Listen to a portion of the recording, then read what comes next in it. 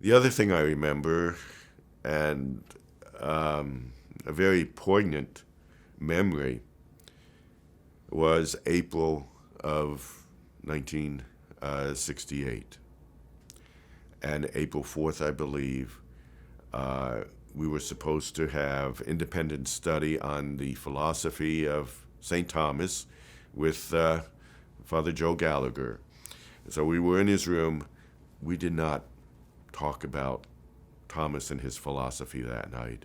We watched the TV because of the assassination of Martin Luther King, and just watching the fires throughout the country in the different cities.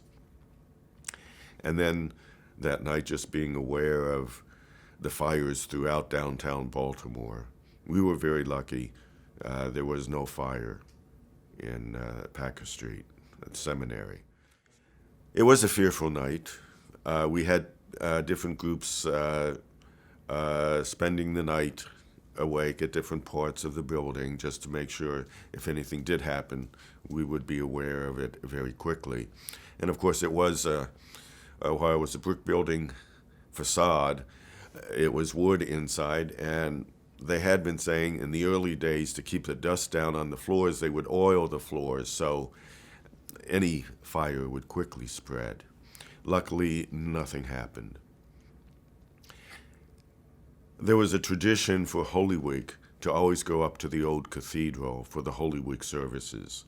That year we continued to do that, and that was a week after his assassination, I believe.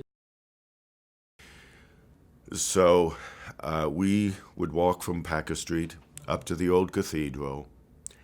The streets were desolate, very few people, but what was in the street were the different columns of the National Guard jeeps with the personnel, with their rifles and bayonets at the end of the rifles. That is a Holy Week I will never forget. It was just